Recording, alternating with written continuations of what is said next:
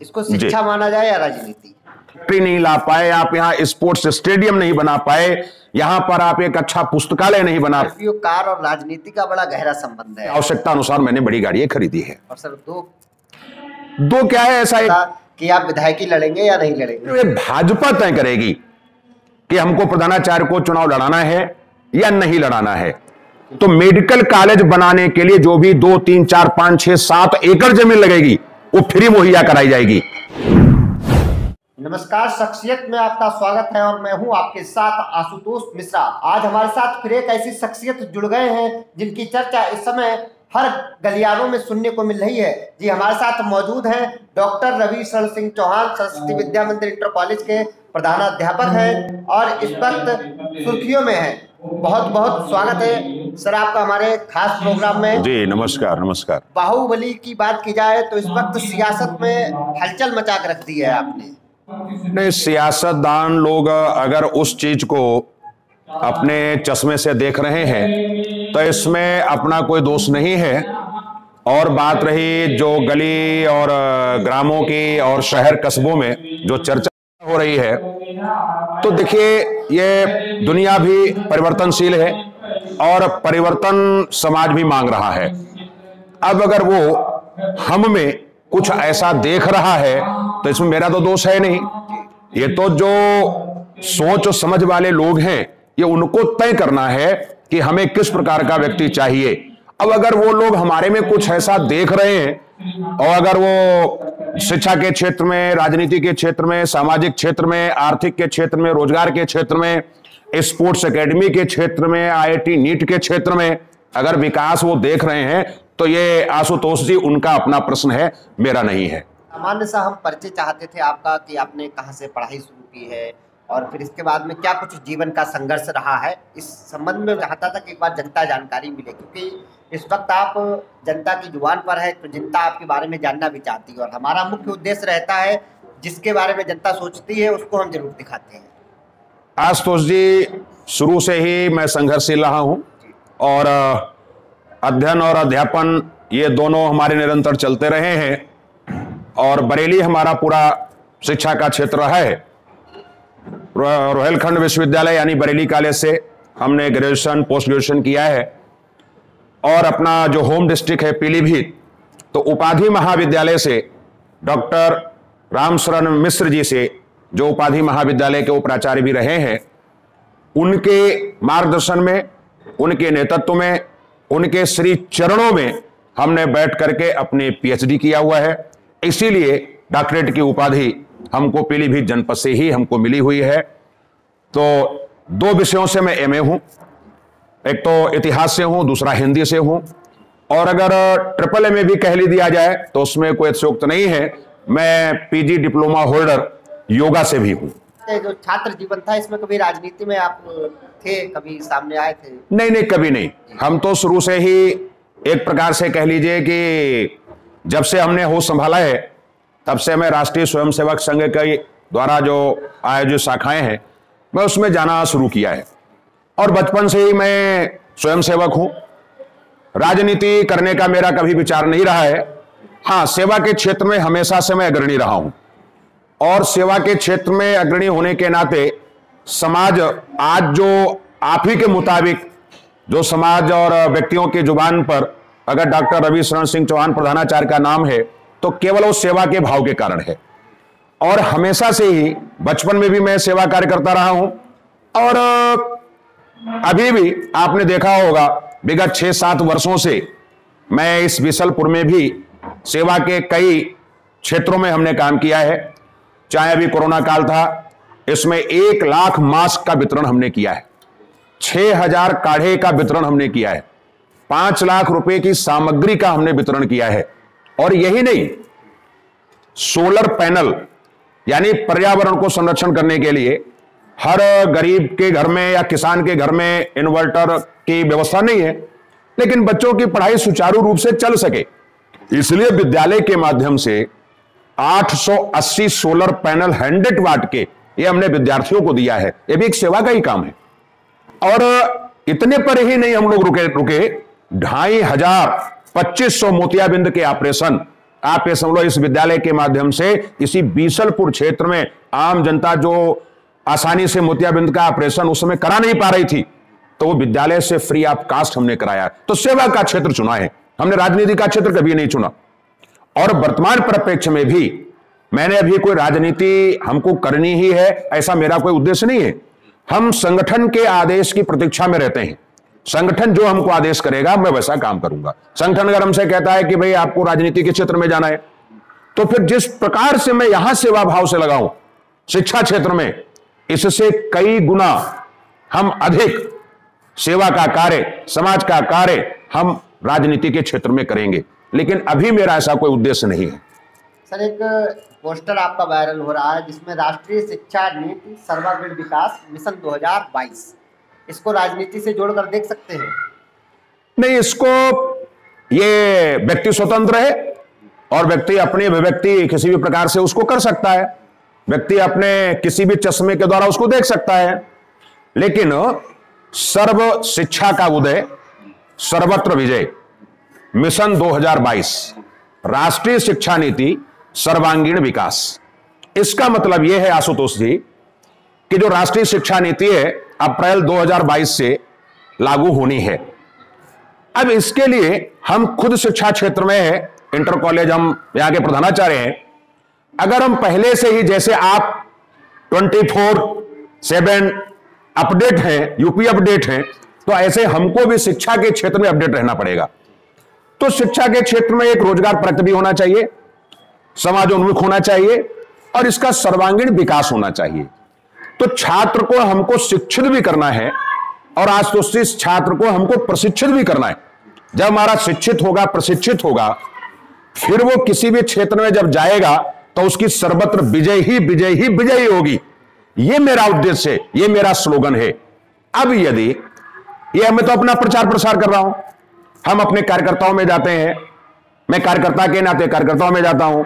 अब आप ये यकीन कीजिए कि अगर विधानसभा की बात की जाए तो एक राजस्व एक प्रकार 326 करके गांव है और मेरे पास 360 गांवों के बच्चे आते हैं। तो मैं अभिभावकों के पास भी जाता हूं, बच्चों के पास जाता हूं और लोग हमसे पूछते हैं कि सर क्या आप चुनाव लड़ रहे हैं? तो हमने कहा भाई ये चुनाव तो नहीं लड़ रहे हैं, लेकिन हां यदि आप लोग चाहेंगे, संगठन चाहेगा और मेरे को आदेश होगा तो चुनाव भी लड़ सकता हूं। लेकिन अपना इसका उद्देश्य जो स्लोगन है ये चुनाव के परिप्रेक्ष्य में नहीं है, ये राष्ट्रीय शिक्षा नीति के उसमें है। इसलिए मैं अपना प्रचार प्रसार कर रहा हूं। जो भारत सरकार की मंशा है, जो देश की मंशा है, जो समाज की मांग है, इसलिए राष्ट्रीय शिक्षा नीति यानी सर्वांगीण विकास।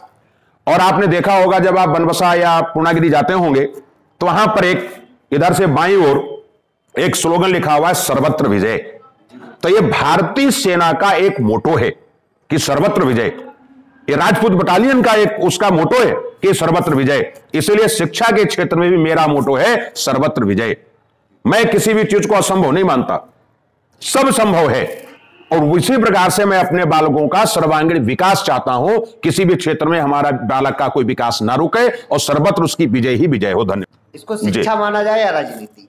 इसमें जो एक क्षेत्र बीसलपुर लिखा हुआ है जी, मैं चूंकि ये जो आप दिखा रहे हैं इस पर देखिए लिखा हुआ है कि राष्ट्रीय शिक्षा नीति सर्वांगीण विकास और डॉक्टर रविशरण सिंह चौहान यानी मैं स्वयं। अब इसमें यह भी लिखा हुआ है, फोन नंबर भी है, मिशन 2022 है और क्षेत्र बीसलपुर है। तो मेरा विद्यालय कहां पर है? बीसलपुर तहसील में है, नगर में है। मेरे पास सर्वाधिक लोग कहां से आते हैं? बीसलपुर तहसील, बीसलपुर क्षेत्र से आते हैं। तो तहसील लिख करके मैंने क्षेत्र लिखा हुआ है कि बीसलपुर क्षेत्र। अब मेरे पास बरखेड़ा से भी आते हैं, बिलसंडा से भी आते हैं, अदर जनपदों के भी बालक मेरे पास आते हैं। अब 2500 विद्यार्थी है। अब 2500 विद्यार्थी है तो स्वाभाविक है जहां की सर्वाधिक संख्या होती है हम लोग मानक उसी को मानते हैं। इसीलिए बीसलपुर क्षेत्र हमने लिखा हुआ है। मतलब लोग इसको राजनीति से जोड़कर देख रहे हैं, बिल्कुल निराधार। ये लोग देख रहे हैं, लोग देखें वो अपना उनकी सोच है, ये मेरी सोच नहीं है। और राजनीति को इसमें जोड़ करके देख रहे हैं तो उनको कुछ दिख रहा होगा इसलिए देख रहे हैं। अब वो देख रहे हैं, वो अपना देखते रहे, वो देख रहे हैं, वो देखते रहे, लेकिन मेरे हिसाब से उनको ऐसा नहीं देखना चाहिए। वैसे सर मैं इस मुद्दे से हट जाता, लेकिन एक छोटा सा सवाल और था। हाँ बताइए बताइए। स्कॉर्पियो कार और राजनीति का बड़ा गहरा संबंध है। जब कोई राजनीति में आता है तो सबसे पहले स्कॉर्पियो कार लेके आता है, चाहे भारतीय जनता पार्टी के विधायक रामचंद्र वर्मा देख लीजिए, एक और ले आए स्कॉर्पियो। पाठक जी भी चुनाव मैदान में हैं, वो भी स्कॉर्पियो कार लेके आए, काले कलर की। तो आपकी भी स्कॉर्पियो कार आ गई। कहीं ना कहीं तक लोग ये भी मान रहे हैं कि प्रधानाचार्य ने इस बार विधायकी के लिए दावा ठोक दिया है। मतलब किसी के जवान से ये नहीं कि ये राष्ट्रीय शिक्षा है, ये सर्वांगीण विकास है, कोई कुछ नहीं। सब मानते हैं कि इस बार सरस्वती विद्या मंदिर इंटर कॉलेज के प्रधानाचार्य डॉक्टर रवि शरण सिंह चौहान ने दावा ठोक दिया है। लोग कहते हैं कि बाहुबली ने इस बार सियासी आंकड़े बिगाड़ के रख दिए हैं। क्या कहेंगे सर आप? देखिए ऐसा है जी कि मेरे पास 2-3 गाड़ियां हैं जी सर। अब 2-3 गाड़ियों में ये भी इच्छा थी कि बड़ी गाड़ी खरीदी जाए। अब लोगों की इच्छा रहती, तो पारिवारिक इच्छा थी कि भाई कोई बड़ी गाड़ी खरीदी जाए, तो इसलिए हमने बड़ी गाड़ी में एक स्कॉर्पियो खरीदा है। फिर आप देख भी रहे कि एक 6 फीट से अधिक लंबाई मेरी है और मेरे बालक की 6.5 फीट की लंबाई है। पत्नी भी, उनकी भी हाइट स्वाभाविक है, जो हम एक कद काठी के हैं। तो बड़ी गाड़ी हम लोगों को अच्छी भी लगती है, हम पर सूट भी करती है, इसलिए हमें अपनी आवश्यकता अनुसार मैंने बड़ी गाड़ी खरीदी है। और सर दो क्या है, ऐसा एक भाई के लिए खरीदी, एक अपने लिए खरीदी है, बाकी 2 नहीं, हमारे पास है 3-4 गाड़ियां हैं। और लोग इस प्रकार कर देख रहे हैं, तो मैंने फिर वही प्रश्न का उत्तर मेरा वही है, वो देख रहे हैं तो उनका देखने का नजरिया अपना अलग है। और मैं क्षेत्र में घूम भी रहा हूं, मैं गांव भी जा रहा हूं। अभी कोरोना काल था, मैंने ग्राम अपनी चौपाल लगाई, गांव में जाकर के हमने बच्चों को पढ़ाया, गांव जाकर के जो कुछ समस्याएं थी उनका समाधान किया, गांव जाकर के जिनको कुछ तकलीफें थी, किसी को कुछ चीज की आवश्यकता थी, मैंने किया। तो मेरा स्वभाव है, और मैं प्रधानाचार्य हूं और बच्चे हमारे हैं, अभिभावक हमारे हैं।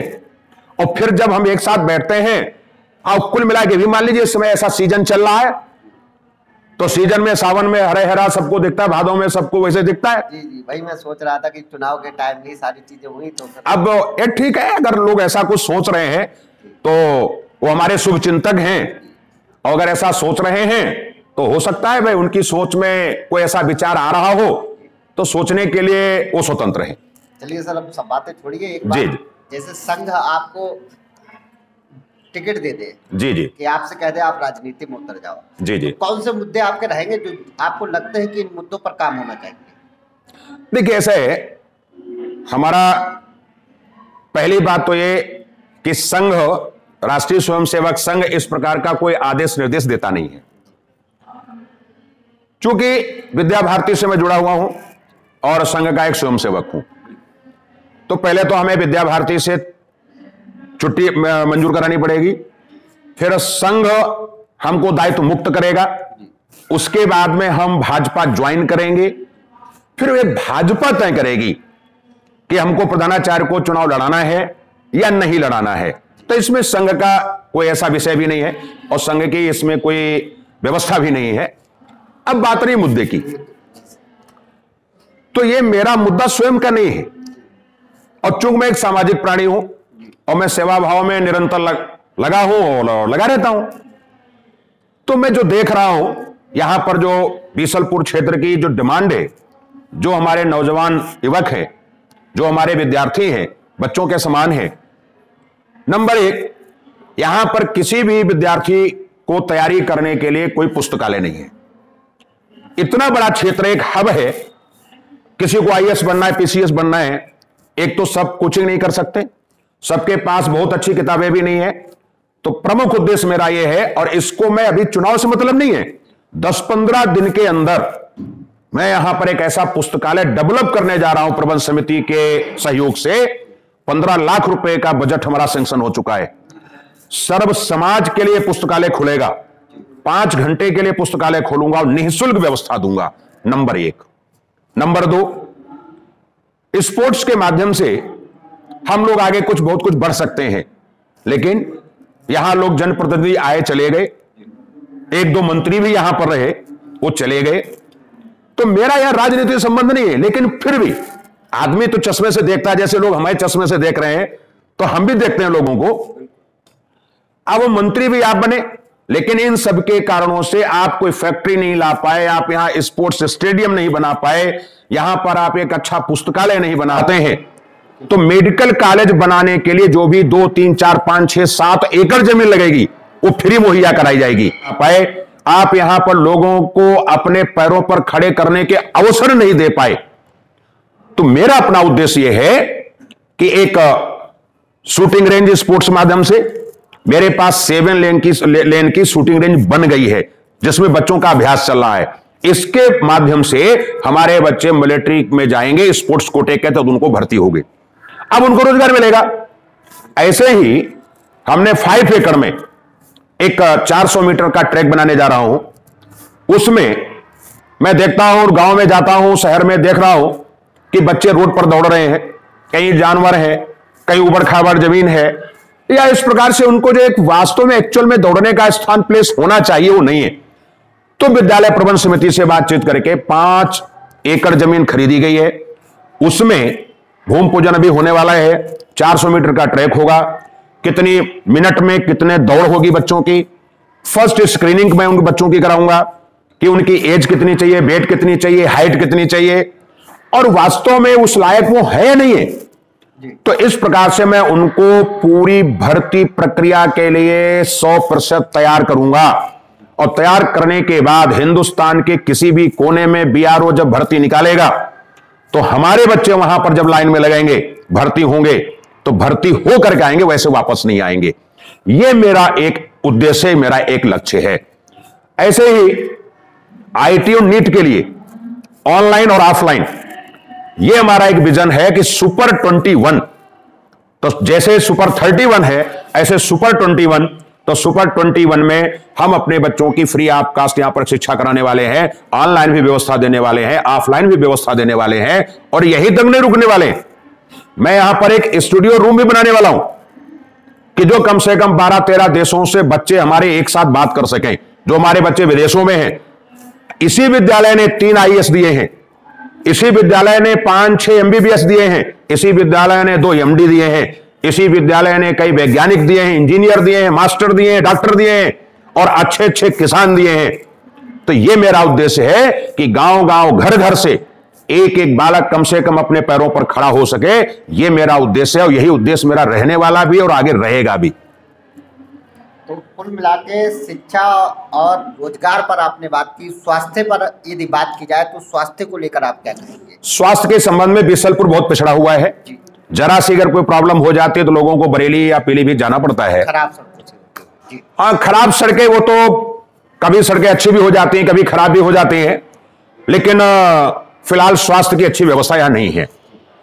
इस पर तो आपने भी कई बार हो सकता चलते फिरते देखा हो कि मैं कभी भी जाता हूं तो शिक्षा, स्वास्थ्य और सुरक्षा, इसके साथ में संस्कार और सेवा और समर्पण, यह मेरा विषय रहता है। तो इन अलग अलग स्टेप बाय स्टेप इस पे मेरा कदम रहेगा और स्वास्थ्य के संबंध में लोग योग बने, योगी योग करें इसलिए निरोग रहे। और साथ साथ कोई मेडिकल कॉलेज भी हो सकता है।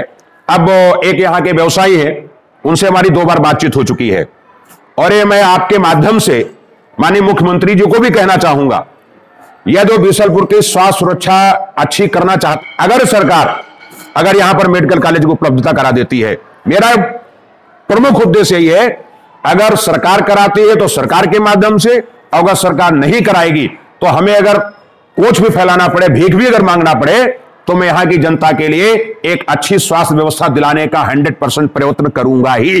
बात राजनीति की नहीं है, मैं शिक्षा क्षेत्र में रह करके लोगों से व्यवस्था बनवा दूंगा। जैसे कि आपने शुरुआत में भी बताया बचपन से जी जी जी, संघ की किन बातों से आप प्रभावित हुए थे और संघ में जुड़ने का कारण क्या रहा? जैसे मैं विद्या मंदिर में पढ़ा था तो मैं बचपन से संघ से उस माध्यम से जुड़ गया, आप कैसे जुड़े थे संघ से? देखिए, मैं कक्षा 6 में पढ़ रहा था जी। तो स्वाभाविक है कि बच्चों की खेलने की रुचि अधिक होती है और विद्यालयों में एक बेला पीरियड लगने की व्यवस्था रहती है, तो 30 मिनट में 45 मिनट में खेलने से और खेल में कहते हैं ना मन नहीं भरता।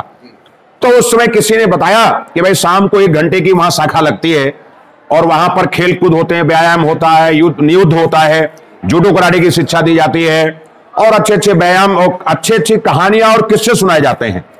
उस बात से मैं प्रभावित हुआ, शाखा में जाना शुरू किया, और उस शाखा में जिस दिन से मैं गया हूं तब से और आज तक हम यही नहीं समझ पाए कब से मैं उस मिट्टी में, एक प्रकार से उस मिट्टी ने हमको आत्मसात कर लिया और हम उस मिट्टी को अपने में आत्मसात कर लिए, आज तक हमको नहीं पता है।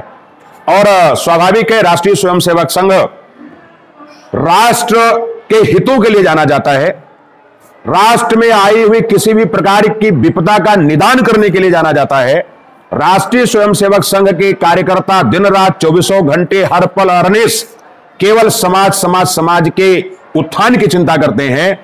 और राष्ट्रीय स्वयंसेवक संघ के कार्यकर्ता और पूरा समाज, वो हिंदू समाज की सर्वत्र चिंता करता है, और हिंदुस्तान में रहने वाला प्रत्येक व्यक्ति हमारा अपना व्यक्ति है, इस प्रकार का भाव रखता है। इन बातों से मैं प्रभावित होकर के संगठन में मैं स्वयंसेवक बना। कार सेवकों को सम्मानित किया अभी आपने जी। कार सेवकों और आपका क्या रिश्ता है? देखिए आशुतोष जी, कार सेवकों का रिश्ता एक प्रकार से हमारा उनका पारिवारिक रिश्ता है, और हमारा ही नहीं, प्रत्येक हिंदू समाज के व्यक्ति का उन कार सेवकों से लगाव अपने भाइयों जैसा है। मुलायम सिंह कह रहे थे कि मैं यहां पर परिंदा पर नहीं मार सकता। मुलायम सिंह अपने दम पर बात नहीं कर रहे थे, सरकार के दम पर, पुलिस पेशी मिलिट्री के दम पर कह रहे थे, लेकिन वो भी एक इंसान है। अगर भगवान राम का आप विरोध कर रहे हो तो कल को मैं ये भी कह सकता हूं कि मैं आपके पिता का विरोध कर रहा हूं मुलायम सिंह, आप किसकी संतान, आप किसकी औलाद हैं? अगर राम हमारे नहीं है तो आप फिर किसके हैं? तो मुलायम सिंह को छोड़कर जो आप कह रहे हैं मैं आपकी बात मान लेता हूं, लेकिन कार सेवकों का जो संबंध हमारा है वो हमारे भाई जैसे हैं। वो एक प्रकार से ऐतिहासिक पुरुष हैं, वो राष्ट्र पुरुष हैं, जिन्होंने इतने बड़ा जो ब्लेम लगा हुआ था उसको आम समाज ने जाकर के उस मस्जिद को, उस गुम्मद को धराशाही किया, जो जबरदस्ती लोगों ने उसको बनाया था। तो उनका रिश्ता हमारा एक भाईचारे का रिश्ता है। और एक प्रकार से भी कह लीजिए कि मैं खुद उस समय कार सेवक था, और कार सेवक एक दूसरे कार सेवक का सम्मान नहीं करेगा तो तीसरा कौन करेगा? तो मेरा उनका भाई का रिश्ता है, इसीलिए हमने उनका सम्मान किया। सर, एक छोटा सा प्रसंग मैं भी आपसे सुनना चाहता था। जी जी। उस समय कैसी क्या व्यवस्थाएं रही थी जब आप लोग कार सेवा करने गए थे? देखिए उस समय मैं 12वीं का विद्यार्थी था, और उसके बाद में जब ये सब हुआ तो वहां पर जगह जगह बेड़ा कटिंग, जगह जगह रोक लगी हुई थी। और चुनौती अगर कोई देता है तो मेरे को बड़ा अच्छा लगता है चुनौती स्वीकार करना। तो इस प्रकार से उन चुनौतियों का सामना करते हुए हम सब लोग वहां पर आगे बढ़े, और जा करके बाकी तो आप सबको पता ही है कि वहां पर सरकार ने किस किस प्रकार का सारा, मुलायम सिंह ने कैसे कैसे गोलियां चलवाई थी, लेकिन कल्याण सिंह की सरकार वहां पर थी तो उन्होंने पूरा बंदोबस्त कर रखा था। उनका भी यही उद्देश्य था कि जो भी कोई आ रहा है, ये जो विवादित ढांचा है इससे लोग दूर रहे। लेकिन जब वहां पर एक मंच सजा और कहा गया कि आप मां सरयू से एक एक मुट्ठी बालू लाइए और वहां एक प्रतीक के माध्यम से कार सेवा कर लीजिए, आप लोग घर जाइए। पुलिस प्रशासन पेशी लगी हुई थी। हम लोगों ने पूरा विरोध किया कि हम इस बात के लिए यहां पर नहीं आए थे। माननीय अशोक सिंघल जी और तमाम अडवाणी जी, उमा भारती जी, रितंबरा जी, ये सब इस बात को कह रहे थे नहीं आप सब लोग घर वापस जाइए, घर वापस जाइए। लेकिन अचानक मैं क्या देखता हूं कि पूरा एक हुजूम चारों तरफ से, एक वायुमंडल ऐसा बन गया, ऐसा लगा कि हनुमान जी ने अपने राम की रक्षार्थ पूरी बानर सेना भेज दी हो। और ये चढ़ा वो चढ़ा, 1 गया, 2 गया, 5 गए, 20 गए, 50 गए।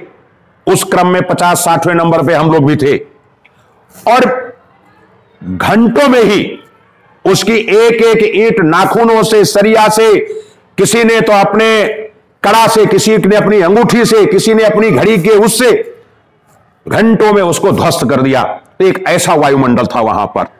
तो किसी ने न कल्याण सिंह ने गिराया, ना अडवाणी और जोशी और उमा भारती रितंबरा ने गिराया।